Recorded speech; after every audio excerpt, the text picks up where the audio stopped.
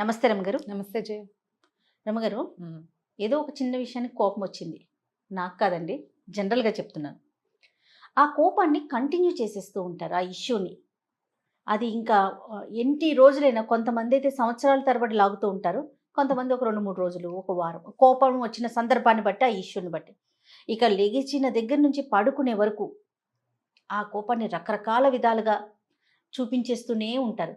ఇల్లు పాడైపోతుంది, ఆ వాతావరణం మొత్తం కలుషితం అయిపోతుందేమో అనిపిస్తుంది నాకు. వదిలేయలేకపోతారు ఆ అంశాన్ని. దాని ప్రభావం ఇంటి మీద ఉంటుంది కదా. ఖచ్చితంగా ఉంటుంది. ఇంటి మీద, ఇంట్లో వాళ్ళ మీద.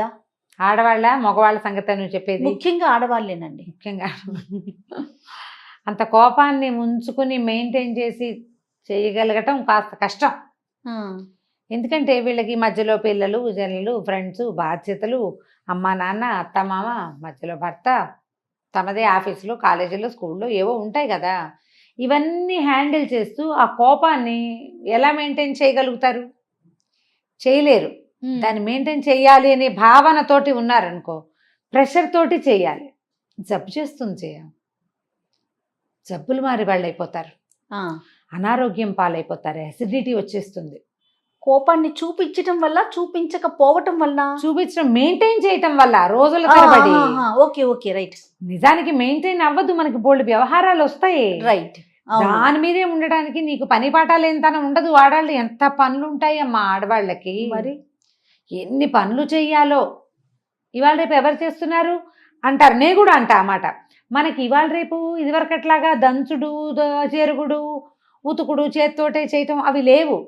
కానీ క్రియలు ఉన్నాయి కదా. అసలు వేరే రకంగా ఉన్నాయి కదా అమ్మగారు, వేరే రకంగా ఉన్నాయి. పైగా అపరిమితమైన టైం స్ట్రెస్, కాలానికి సంబంధించిన స్ట్రెస్. తర్వాత ఎవరు మనకి సమయం ఇవ్వని స్ట్రెస్ ఒకటి ఉంది. ఇది అసలు మనకెవడు టైం ఇవ్వడు. పిల్లలు ఎవరు, మొగుడు ఎవడు. తర్వాత మనకి మనం టైం ఇచ్చుకోలేని స్ట్రెస్. ఇన్ని స్ట్రెస్సుల్లో ఏదో ఒక కోపం వస్తే దాన్ని 4 మాటలు అనేసి దాన్ని అక్కడ దులిపేసుకుని మళ్ళీ సందర్భం వచ్చినప్పుడు కోపాన్ని లోపల తీసిన అస్త్రాన్ని బయటికి తీయాలి. మెయింటైన్ చేసామనుకో, ఎవరు మెయింటైన్ చేస్తారో వాళ్ళ సంగతి. క్యాండిల్ వెలిగించాం, కరెంట్ పోయింది, ఓకే, కరెంట్ వచ్చేసింది, ఊదేయాలిగా. దాన్ని ఆపేసుకుని మళ్ళీ కరెంట్ పోయినప్పుడు వెలిగించుకో. దాన్ని వెలిగించి ఉంచామనుకో, కరిగేది ఎవరు? క్యాండిల్ అయిపోతుంది కదా, అది అయిపోతుంది. ఇక్కడ క్యాండిల్ ఎవరు? మనం. కరిగిపోతాం, పనికి రాకుండా పోతాం. కరిగిపోతే పర్వాలేదు, పనికి వస్తుందా క్యాండిల్? నువ్వు కూడా అంతే. ఎంత బాగా చెప్పారు అమ్మగారు, మంచి ఉదాహరణ. ఇలాగే అవుతారు జయ. అవునండి, వీళ్ళు వాళ్ళకు కూడా పనికిరారు. కోపిష్టతనంతో మనం మన సొంతానికే పనికిరాము ఎప్పుడు. ఆడవాళ్ళు, మా అబ్బాయిలు మీరు వినకండి, నేను ఒక మాట చెప్తాను, మగవాళ్ళకి కాదు, ఆడవాళ్ళకి కార్యసాధక లక్షణం ఒకటి ఉండాలి జయ. ఎంత కోపాన్నైనా మడిచి చక్కగా ప్యాక్ చేసి అవసరమైనప్పుడు తీయటానికి పెట్టుకోవాలి. భర్తలు ఏదైనా అంటే ఆ అస్త్రాలన్నిటికీ పదును పెట్టి మడిచి పైన పెట్టుకోవాలి. నువ్వు ఈ టైంకి ఎలా చేయాలో ఆ పందేలు. మహానటి సావిత్రిలాగా యాక్షన్ అంతే. అవసరమైనప్పుడు దాచిపెట్టామే అటక మీద వేసేయి బాణం. దీన్ని రోజు వాడుతుంటే దానికి పదునే పోతుంది. కార్యసాధకుల లక్షణం కాదు. నీ కోపంతో నువ్వు ఉద్ధరించేది, సాధించేది ప్రయోజనం ఏమీ లేదు. నువ్వే మాడిపోతావు. అదే నువ్వు ఆపుకోవు దాన్ని.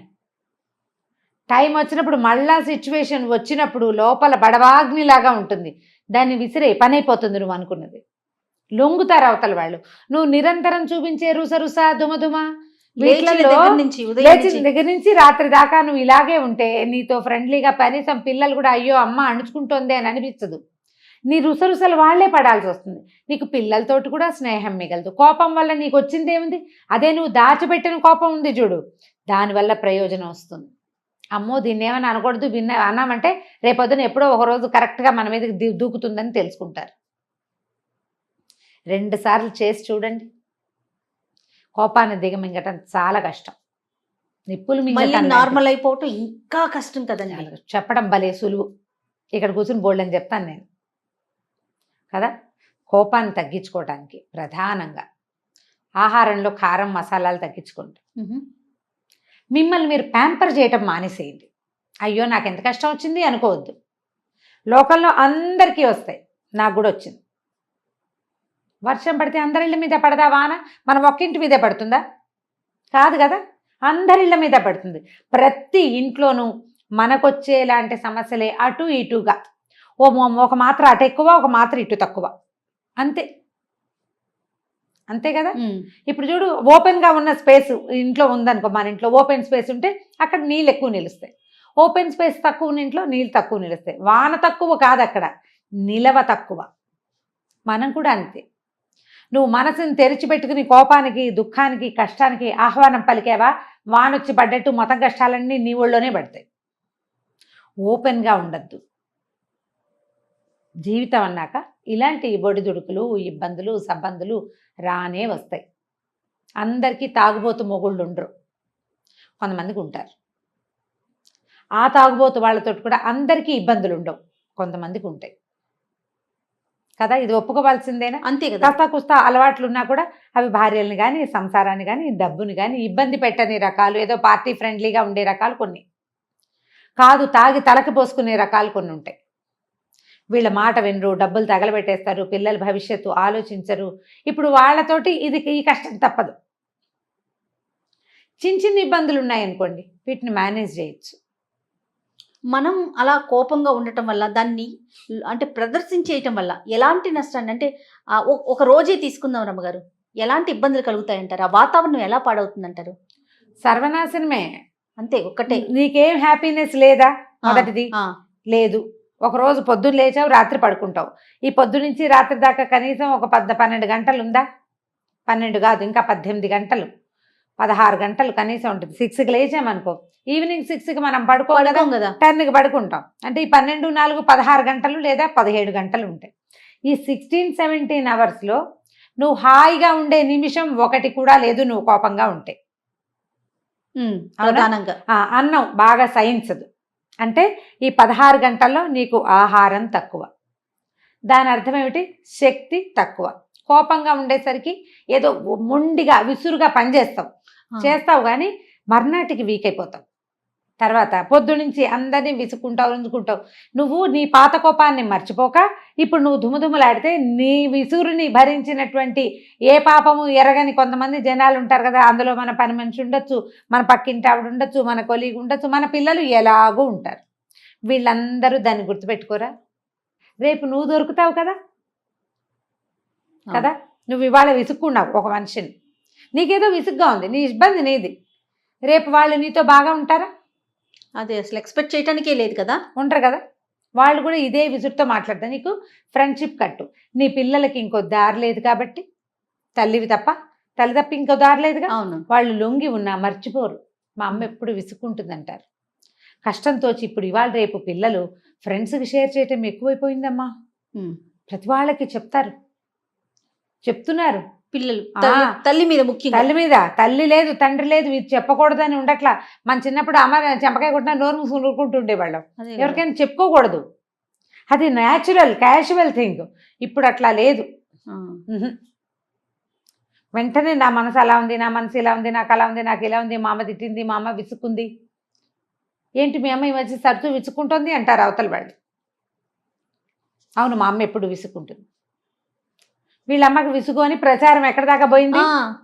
నువ్వు ఒకరోజు విసుగు చూపిస్తే, పైగా నీకు కోపం ఉంటుంది ఎప్పుడు, నిత్యము ఇలాగే ఉంటావు నువ్వు, ముళ్ళ చెట్టులాగా. దాని మీద ఒక్క పిట్ట కూడా వాళ్ళదమ్మా. వస్తువుల్ని విసిరి కొట్టేస్తాము కదా రమ్మగారు, వస్తువులు విసిరి కొట్టేస్తాము, దుమ్ములాడతాం, ఫేస్ వాల్యూ 0. ఇప్పుడు చెప్తున్నారు చూసారు, ఒక్క పిట్ట కూడా వాళ్ళదు, ఒక్క పిచ్చికి కూడా వాళ్ళదు. దాని మీద గూళ్ళు పెట్టే ఉంటాయి, ముళ్ళ చెట్ల మీద కూడా గూళ్ళు పెట్టేవి. వాటికి ఇంకో దారి లేకమ్మా. మన పిల్లల్లాగానే, మన పిల్లలకి వేరే దారి లేదు. ఓపిష్టి తల్లైనా ఎట్లాగొట్లా అమ్మతో భరించి ఉంటారు. అలాగే తిట్లు, కేకలేతలు, విసుగులు, చిరాకులు, ఏదైనా విసిరు కొడితే అవి వీపు మీద 2 దెబ్బలు వేస్తే వాటిని భరించి పారిపోలేక ఉండిపోతారు. కొన్ని పిట్టలే వస్తాయి. పచ్చటి చెట్టు మీద వాలినట్టుగా ముళ్ళ చెట్ల మీద పిట్టలు కూడా వాలవు. దానికి పువ్వులు ఉండవు. ఏ తుమ్మెద, ఏ తేనెటీగ, ఏ సీతాకోకచిలుక మన మీదకి రాదు. హ్యాపీనెస్ లేదు చూడు. ఏం ప్రయోజనం, ఏం సాధించాం మనం కోపంగా ఉండి? ప్రధానంగా కార్యసాధకులుగా ఉండండి. కోపంగా ఉండి ప్రయోజనం లేదు. ఎవరిది వాళ్ళు ఆలోచించుకోవాలి. ఇవాళ నేను చాలా విసుగ్గా ఉన్నా, దీనివల్ల నాకు కానీ నా సిచ్యువేషన్కి కానీ ఏదైనా ప్రయోజనం ఉందా అని ఆలోచించండి. ఒక మంచి సంస్కృత వాక్యం ఉంది, ప్రయోజనం అనుద్దిశ్య మందోపి న ప్రవర్తతే అని. ప్రయోజనం లేకుండా పిచ్చివాడు కూడా పనిచేయడు, చేయడు. దానికి ఒక ప్రయోజనం ఉంటుంది గ్యారంటీగా. ఏదో ఒక కోతి పని చేస్తాడు అనుకో, అందులో ఒక బ్లిస్, ఒక ఆనందం ఉంటుంది వాడికి. నీకేం ఆనందం ఉంది కోపిష్టితనంలో? ఏం లేదు కదా. నువ్వు ఫేస్ వాల్యూ ఎలాగో పోగొట్టుకుంటావు, దుమదుమలాడుకుంటూ ఉండి. సంతోషం జీరో, సహయోగం మిగిలిన వాళ్ళతోటి మనకు సహకారం సహయోగాలు జీరో. ప్రయోజనం లేని కోపాన్ని ప్రదర్శించకండి. ఆ కోపాన్ని, మన ఆక్రోశాన్ని దాచిపెట్టండి. ఇంటి వాతావరణాన్ని పాడు చేసుకోవద్దు, మీ హెల్త్ పాడు చేసుకోవద్దు, మీ ఫేస్ వాల్యూ చెడగొట్టుకోకండి. ఒక విషయం మీద కోపం వచ్చి, ఒక వ్యక్తి వల్ల కోపం వస్తే మిగిలిన వ్యక్తులతోటి సంబంధ బాంధవ్యాలు చెడగొట్టుకోకండి. మనం మనిషి సంఘజీవి, మన సంఘాలు బుజ్జిబుజ్జివి, పిచ్చిక సంసారాల్లాగా అయిపోయాం మనం. ఇవి ఉన్న చిన్న పిచ్చిగూడుని ఎందుకు చెడగొట్టుకుంటాం? మీరు పిట్టలు చూడండి, 4 పుల్లలు తెచ్చి 2 గుడ్లు పెడతాయి, ఆ గుడ్ల మీదే కూర్చుంటాయి రోజు. ఈ గుడ్లు పిల్లలు అయ్యే టైంకి అప్పుడో పుల్ల తెచ్చి ఆ గూడుని పెద్దవి చేస్తాయి. అంత విసురుగా వస్తుంది పిచ్చిక. ఆ గూడు మీద వాలేటప్పుడు ఎంత స్మూత్గా ల్యాండ్ అవుతుందో. అవునండి, మనం కూడా అలా ఉండాలి. మన గూడు చెదరగొట్టుకోకూడదు. పిల్లల్ని పిచ్చికలు పిట్టలు ఎలా చేస్తే అబ్జర్వ్ చేస్తే మీకు తెలుస్తుంది. వీళ్ళని, వాళ్ళ మెంటల్ పీస్ని పాడు చేయటం, వాళ్ళ మనశ్శాంతిని పాడు చేయటం, వాళ్ళ పెంపకాన్ని పాడు చేయటం మనకే హక్కు లేదు. మనతో పాటు పుట్టిన పిల్లల్ని మనం సరిగ్గా చూడాలి. మనకు పుట్టిన పిల్లల్ని. నీ కోపం, నీ విసుగు, నీ చిరాకు, నీ ఎక్కడెక్కడి ఫ్రస్ట్రేషను వాళ్ళ మీద చూపిస్తే కుదరదుగా. కుదురుతుంది, పడతారు, తర్వాత నీతో ఉండరు. ఎప్పుడూ ప్రపంచంతో హాయిగా ఉండలేరు. వాళ్ళకి ఇదే తెలుసు. కొన్నాళ్ళపైకి వాళ్ళు కూడా ఇలాగే తయారవుతారు. నీతో పాటు నీ పిల్లలు కూడా ముళ్ళ చెట్లుగా మారితే ఓకేనా? ఏ అమ్మకైనా మన పిల్లలు బాగుండాలని కోరుకుంటాం కదా. ఆలోచించండి. కోప ప్రదర్శన ఎక్కువగా చేయొద్దు సిచ్యువేషన్లో. తర్వాత నిద్రలేసరికి మళ్ళీ మామూలే, యథాప్రకారం నడిపించుకుంటూ వెళ్ళాలి అంతే. కోపాన్ని దాచిపెట్టండి, దాన్ని ఒక అగ్నిగోళంలాగా తయారు చేసి పెట్టుకోండి. అవసరమైతే ఆ గోళాన్ని తీసి విసిరండి, అప్పటి వరకు వదిలేయండి. అంతేనండి? అంతే. సూపర్ అమ్మ గారు. నమస్తే. నమస్తే.